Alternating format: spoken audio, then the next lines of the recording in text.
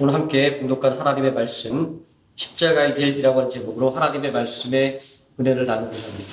그 사순절을 맞이해서 우리가 십자가의 길이라고 하는 제목으로 부활절을 이루기까지 이제 6주간에 걸쳐서 예수님께서 어떻게 십자가를 지셨는지, 그리고 이 십자가에 하나님의 어떠한 뜻이 있는지에 대해서 우리가 쭉 살펴왔었습니다. 이제 그 십자가의 길 마지막 시간, 이 부활절, 오늘 이 말씀을 통해서 함께 십자가의 길이 과연 어떠한 것인가에 대해서 함께 은혜를 나누고자 합니다. 시편 기자는 시편 30편 4절과 5절 말씀에서 하나님의 은혜를 이렇게 고백하고 있습니다. 주의 성도들아 여호와를 찬송하며 그의 거룩한 이름에 감사할지어다. 그의 노여움은 잠깐이요 그의 은총은 평생이로다. 저녁에는 울음이 깃들일지라도 아침에는 기쁨이 오리로다. 시편 기자의 고백처럼 예수님께서 십자가에서 죽임을 당한 그 고난과 슬픔의 밤이 지나가고 소망에 찬 새 아침을 맞게 되었습니다. 십자가에서 죽으신 예수님께서 죽음을 이기시고 무덤에서 부활하셨기 때문입니다. 할렐루야. 우리는 하나님을 찬양할 수밖에 없습니다. 예수님께서 걸어가신 이 십자가의 길은 진정으로 하나님의 뜻을 이루는 길이었습니다. 죄 없으신 하나님의 독생자, 성자 하나님께서 우리의 죄를 대신 지고 십자가에서 죽임을 당하셨기 때문입니다. 하나님이 세상을 이처럼 사랑하사 독생자를 주셨으니 이는 저를 믿는 자마다 멸망치 않고 영생을 얻게 하려 하심이라. 요한복음 3장 10절의 말씀, 아무리 강조하고 아무리 우리가 되새긴다 할지라도 결코 조금도 과하지 않은 진리의 말씀입니다. 이 말씀이야말로 예수님께서 걸어가신 십자가의 길이 하나님의 뜻을 이룬 길이었다고 하는 것을 우리에게 확실하게 증명해주는 말씀입니다. 동시에 예수님께서 지신 이 대속의 십자가가 죽음에서 끝나는 것이 아니라 부활의 생명으로, 부활의 영광으로 나가는 길임을 우리에게 보여주는 것입니다. 그래서 로마서 5장 25절 말씀도 예수는 우리가 범죄한 것 때문에 내어줌이 되고 우리를 의롭다 하시기 위하여 다시 살아나셨느니라, 이렇게 증거하고 있습니다. 이 말씀을 통해서 이 십자가의 길은 대속의 죽음을 넘어서 부활의 승리와 영광으로 나가는 길임을 우리는 확실하게 알 수 있게 됩니다. 우리는 지난 고난주간에 대속의 죽음을 상징하는 유월절을 기념하는 식사를 제자들과 함께 나누었던 예수님의 모습을 생생하게 기억합니다. 이날 이 식사의 의미에 대해서 기억하라 라고 하는 이 찬양은 이렇게 전해주고 있습니다. 예수께서 팔리시던 밤에 제자들을 불러 모으시고 떡을 떼어 저들에게 주시고 잔을 채워 저들에게 주시며 나의 몸과 피니 기억하라. 예수께서 잡히시던 밤에 괴로움에 쌓여 기도하셨네. 이 잔을 지나가게 하소서. 이 고통 거두어 주소서. 나의 아버지여 나의 기도를 들으소서. 의심과 고뇌에 빠진 밤에 내 밤에 주님 찾아오셔서 주의 몸과 피를 내게 주시며 겟세마네 기도 들려주시니 주가 항상 함께 하심을 기억하라. 주를 기억하라. 기억하라. 예수님께서는 자신이 달려 죽을 이 십자가로 인해 좌절하고 두려움에 빠지게 될 제자들을 향해서 이렇게 말씀하셨습니다. 예수님께서는 이런 의미로 제자들에게 말씀하셨을 것입니다. 내가 왜 십자가에서 죽임을 당할 수밖에 없는지 기억하라. 그러나 내가 너희와 항상 함께함을 기억하라. 제자들이 예수님께서 하셨던 이 십자가의 의미에 대한 말씀을 깨달을 수가 있었다고 한다면, 이 말씀을 기억하고만 있었다고 한다면 그들은 십자가 앞에서 두려워하지 않았을 것입니다. 십자가 앞에서 절망하지 않았을 것입니다. 예수님은 당신의 제자들과 복음을 듣고 참된 하나님의 백성이 되기를 사모하는 백성들에게 당신이 걸어야 될 십자가의 길에 대해서 늘 말씀해 주셨습니다. 복음서에는 예수님께서 지셔야 될 그 고난의 십자가와 부활에 대한 상징으로 가득 차 있습니다. 저는 이제 여기서 앞으로 참된 하나님의 백성이 되기를 사모하는 이 사람들을 성도라는 이름으로 바꾸어 이야기하겠습니다. 예수님은 누가복음 9장 22절에서 이르시되 인자가 많은 고난을 받고 장로들과 대제사장들과 서기관들에게 버림받아 죽임을 당하고 제3일에 살아나야 하리라 하시고, 이렇게 십자가의 길이 어떠한 것인가에 대해서 말씀해 주셨습니다. 이러한 예수님이 감당해야 될 십자가의 길에 대한 이 의미를 기억할 수만 있었다면 제자들과 성도들은 예수님의 고난에 깊은 슬픔을 느낄 수밖에 없었지만 좌절해서는 안 되는 것이었습니다. 두려움에 휩싸여서는 안 되는 것이었습니다. 그러나 안타깝게도 제자들과 성도들은 두려움에 사로잡혀 버렸고 좌절해 버렸습니다. 왜냐하면 십자가에 대한 예수님의 말씀을 기억하지 못하고 깡그리 잊어버렸기 때문입니다. 십자가에 달려 죽으신 예수님으로 인해 깊은 슬픔에 잠긴 제자들과 성도들에게 예수님께서 말씀하신 대로 소망으로 가득한 부활의 아침이 찾아왔습니다. 하지만 그들 중 어느 누구도 이 기쁨과 소망을 누리지 못했습니다. 왜냐고요? 십자가의 길이 무엇을 위한 길인지를 잊어버렸기 때문입니다.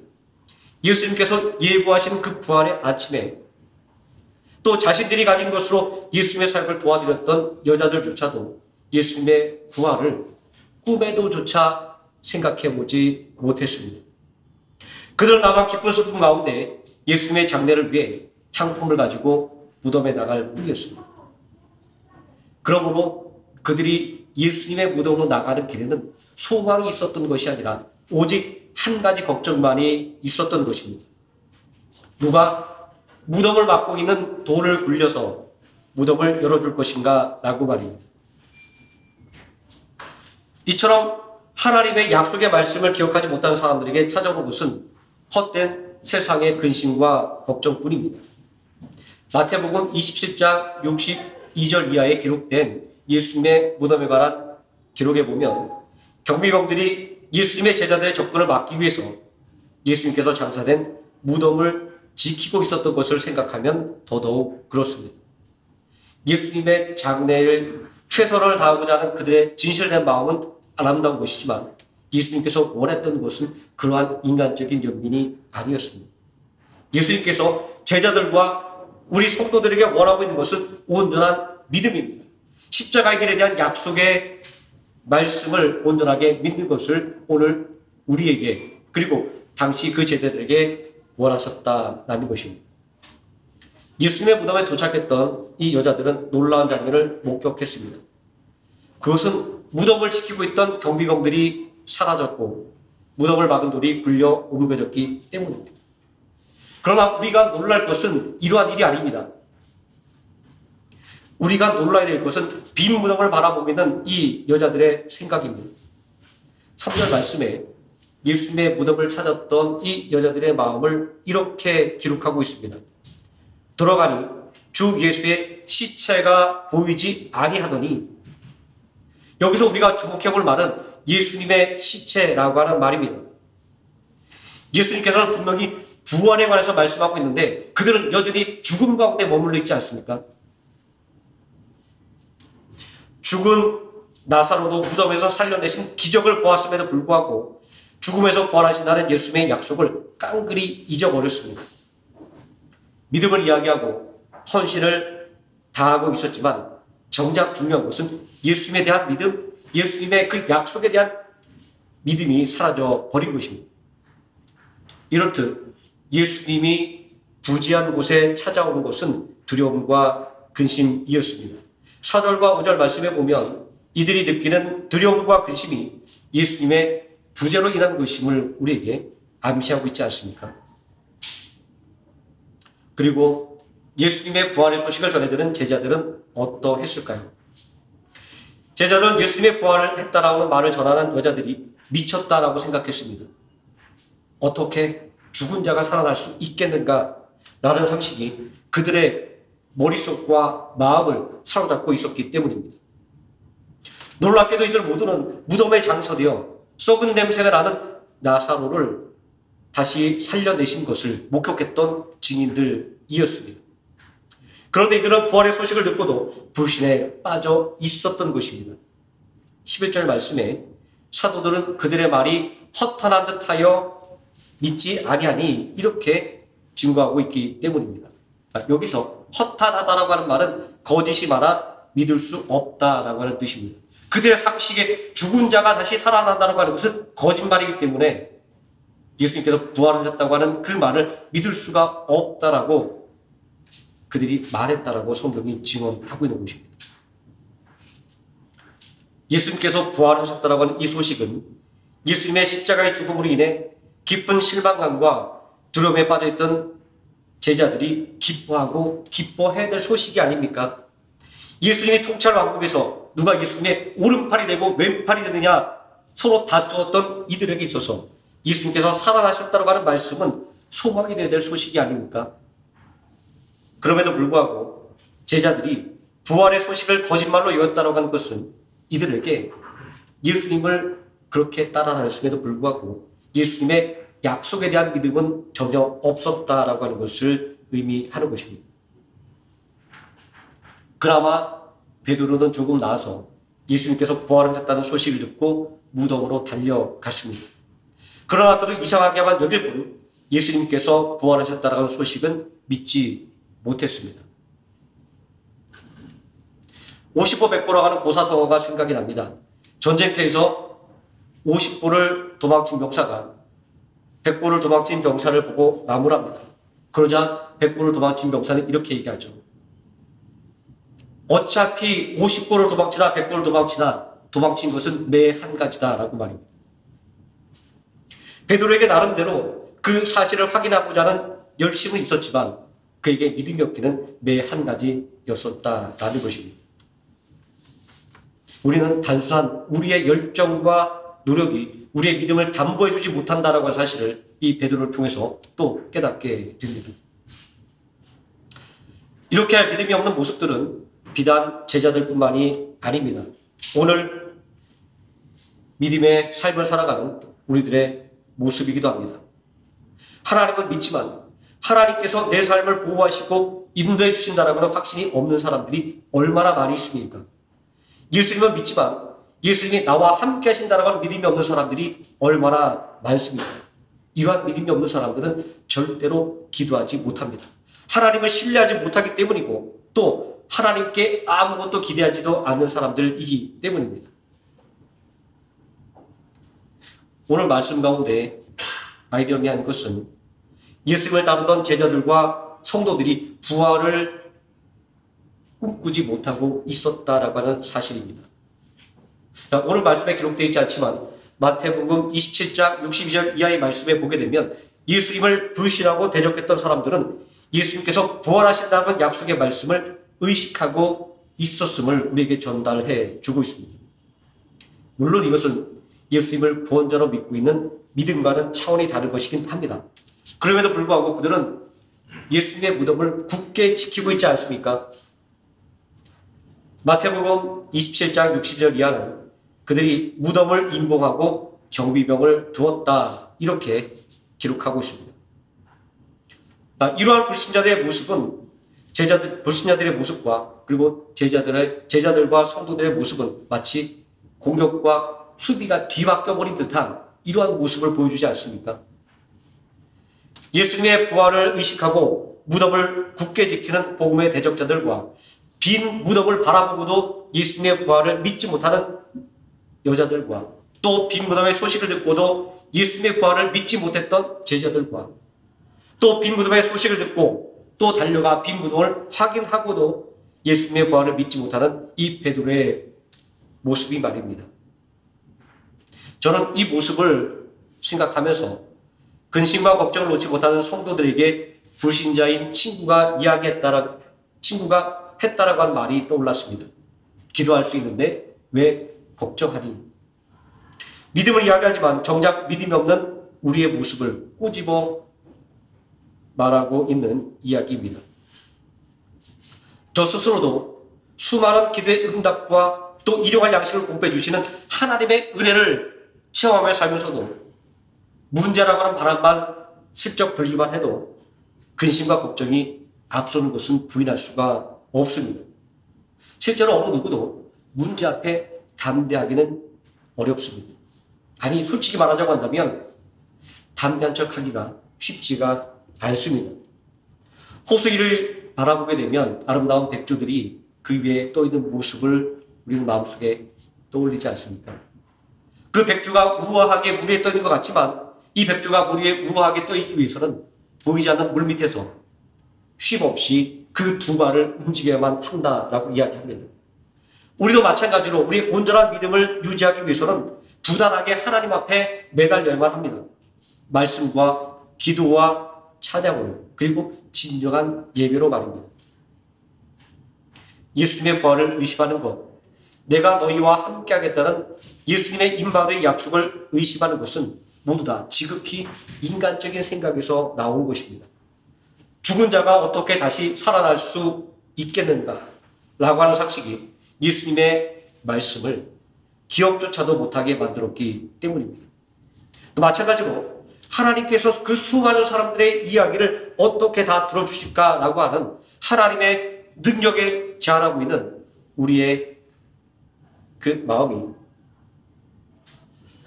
온전히 하나님의 약속의 말씀을 믿지 못하게 만드는 것입니다. 이러한 열악한 믿음에 필요한 것은 무엇일까요? 사람들이 하나님의 약속의 말씀을 불신하고 있음에도 불구하고 이러한 불신을 제거해 줄 수 있는 것은 오직 하나님의 말씀밖에 없습니다. 히브리서 4장 12절은 이렇게 말하고 있습니다. 하나님의 말씀은 살아있고 활력이 있어 좌우의 날선 어떤 것과도 예리하여 혼과 영과 및 골수와 관절을 찔러 쪼개기까지 하며 우리의 마음과 생각과 뜻을 판단하기 때문이다 라고 말하고 있습니다. 맞습니다. 하나님의 말씀만이 불신을 치료하는 약입니다. 하나님의 말씀만이 우리 마음 가운데 자리 잡고 있는 두려움을 쫓아버리는 약입니다.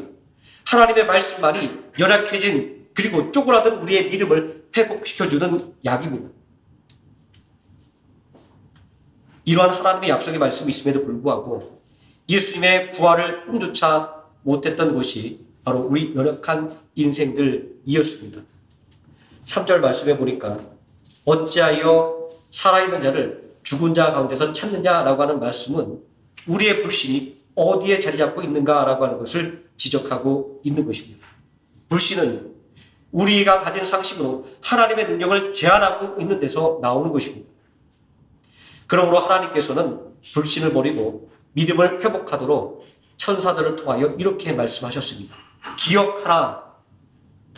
이 기억하다는 말은 사전적으로 우리 머릿속에 새기거나 두어서 보존하거나 되살려 생각하다 이런 의미입니다. 자, 하지만 이러한 기억이 우리들 삶에 어떠한 실제적인 영향을 미칠 수가 있을까요? 아마 대부분 우리가 가지고 있는 기억들은 그때 그렇게 하지 말걸, 그때 그렇게 했으면 좋았을걸 이라고 하는 후회의 감정만을 남기지 않습니까? 기억이 행동으로 옮겨지지 않는다라는 말입니다. 성경에서 기억하다라고 하는 말은 우리가 알고 있는 사전적인 의미와는 확연한 차이점을 가지고 있습니다.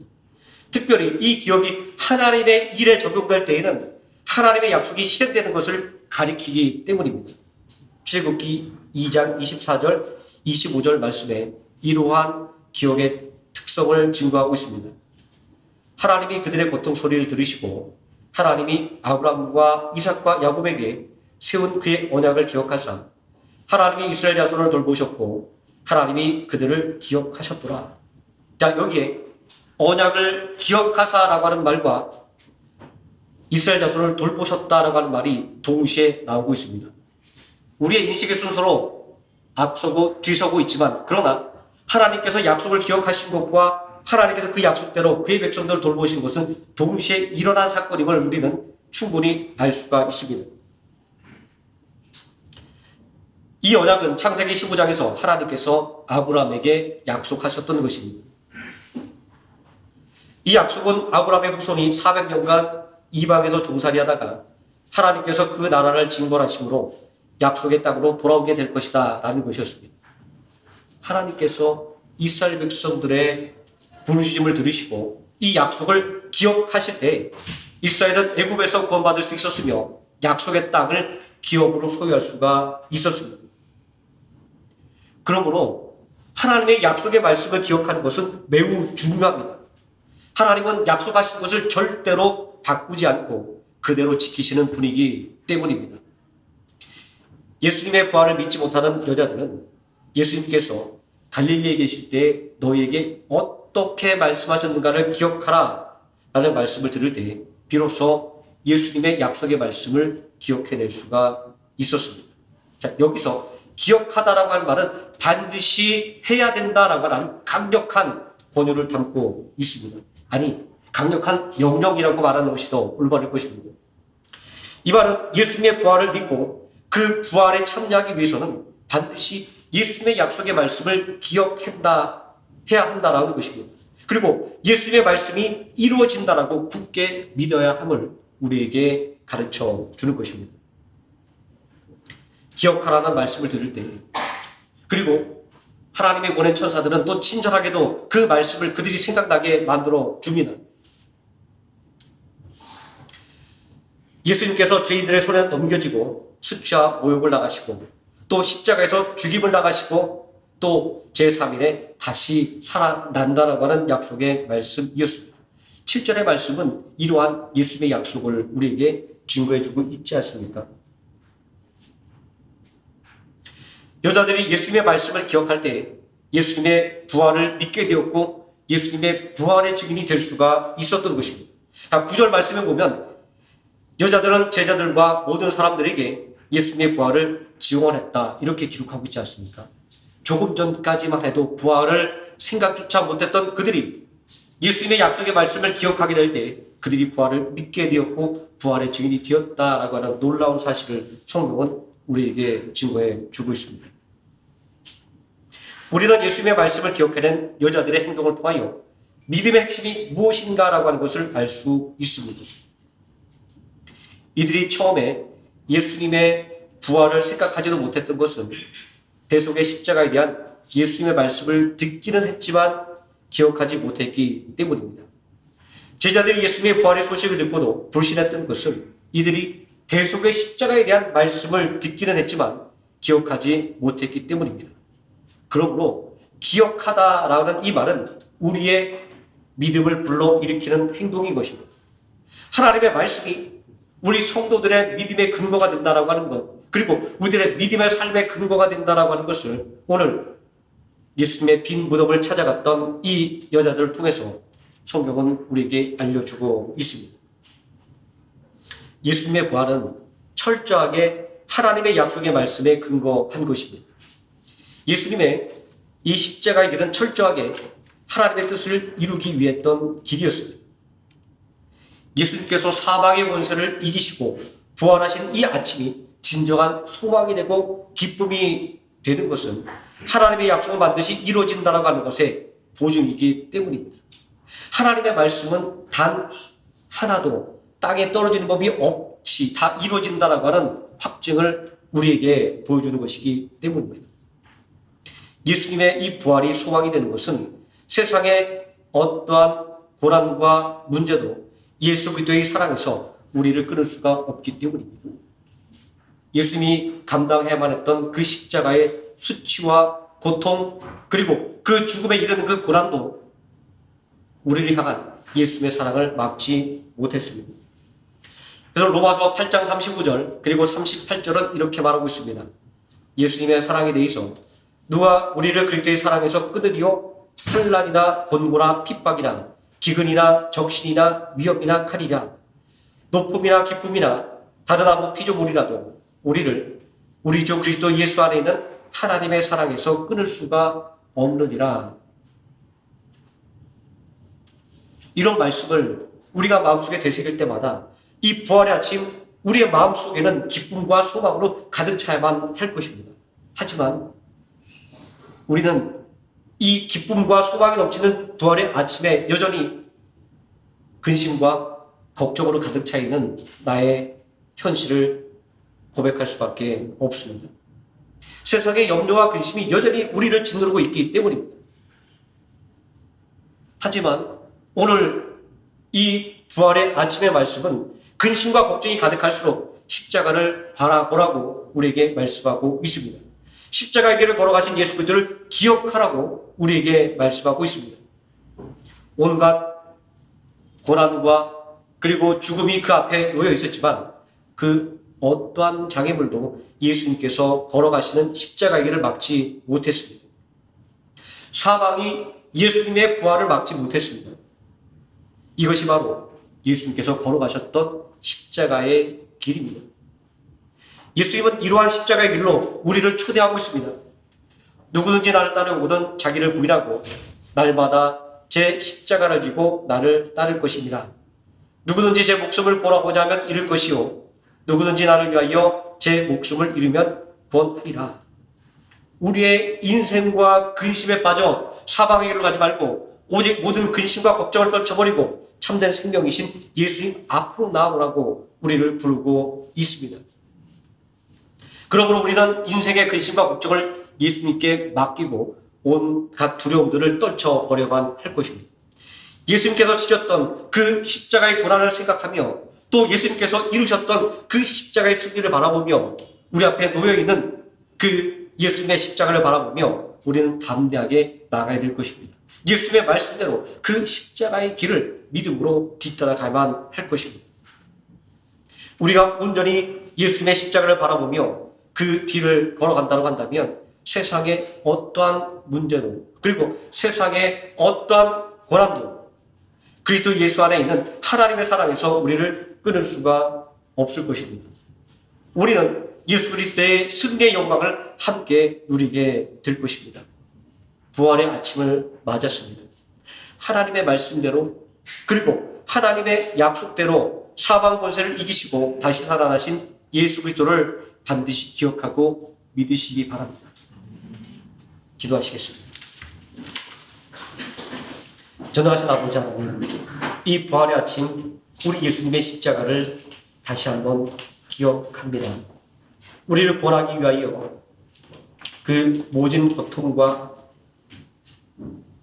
그리고 수치도 개의치 아니하시고 또 우리를 위하여 그 사망의 강력한 권세를 깨뜨리고 부활하셔서 지금도 하나님 보좌 우편에 앉으셔서 우리를 위하여 친히 간구하시는 우리 예수님을 아버지 하나님 이 부활절 다시 한번 또 우리 마음속에 새기고 기억합니다. 아버지 하나님, 오늘 우리가 하나님의 그 수많은 약속과 하나님의 인도와 보호하심의 그 임마누엘의 은혜 가운데에서도 여전히 근심과 걱정과 두려움을 떨쳐버리지 못하는 것은 온전히 하나님의 말씀을 기억하지 못하기 때문임을 오늘 제자들과 또 성도들의 모습을 통하여 깨닫게 됩니다. 아버지 하나님, 우리에게 참된 지혜를 허락하여 주셔서 하나님의 약속의 말씀을 늘 우리의 마음판에 새기게 하여 주시고 그 말씀을 온전히 기억하여 그 말씀대로 온전히 우리 주 예수 그리스도의 십자가를 기쁨으로 따라가는 우리가 되게 하셔서 우리도 주님과 같이 승리하게 하여 주시고 우리도 주님과 같이 영광을 얻게 하여 주시옵소서. 예수님의 이름으로 기도드립니다. 아멘.